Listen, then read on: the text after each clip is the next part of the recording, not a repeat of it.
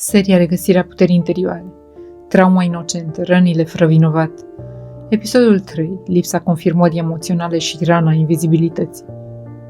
Există o durere care nu lasă cicatrici, nu are martori, nu are povești dramatice de spus. Este durerea copilului care a trăit cu impresia că e văzut, dar niciodată simțit.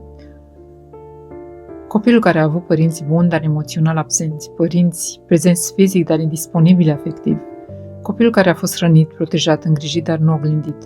Și fără acea oglindire emoțională nu înveți cine ești, doar cine trebuie să fii. Confirmarea emoțională, primul limbaj al iubirii.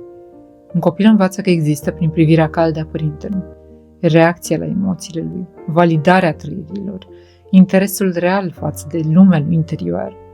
Întrebarea: tu ce simți acum? Dacă aceste lucruri lipsesc, copilul se stinge.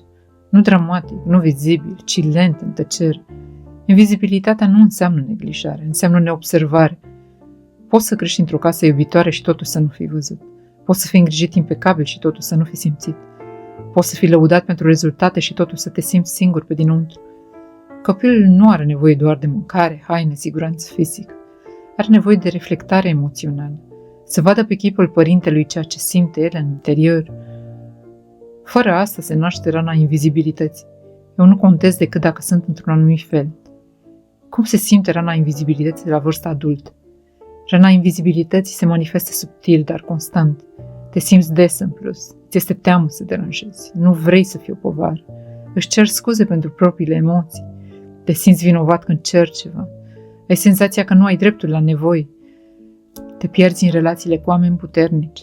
Simți că trebuie să faci ceva ca să meriți iubire. Și cel mai dureros, te simți singur chiar și lângă oameni buni.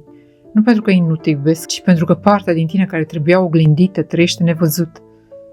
Efectele invizibilității în relații. Rana invizibilității te împinge către relații în care nu ești prioritate. Oameni indisponibili emoțional. Dinamici în care tu dai, iar celălalt primești. Situații în care taci ca să păstrezi pace. Parteneri cu personalități dominante. Conexiuni unde ești apreciat pentru rol, nu pentru tine. Pentru că ceea ce ți-a lipsit în copilărie, încerci să obții la maturitate. Dar fără oglindirea emoțională, ai atras mereu aceeași rană, cu chip diferit. Vindecarea începe prin a-ți recunoaște propria existență emoțională. Sufletul tău are nevoie de ceva ce nu a primit. Confirmare, validare, mirare, curiozitate, prezență. Vindecarea înseamnă să-ți spui ție ceea ce nu ai auzit. Te văd. Ce simți contează. Este normal să ai nevoie. Ai dreptul să fii tu.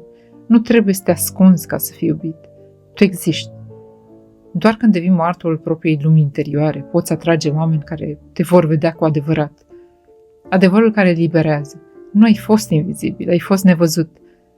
Diferența este enormă. Invizibil este cineva care nu există. Nevăzut este cineva care există, dar nu a fost privit. Tu exista mereu, doar că nimeni nu ți-a reflectat lumina.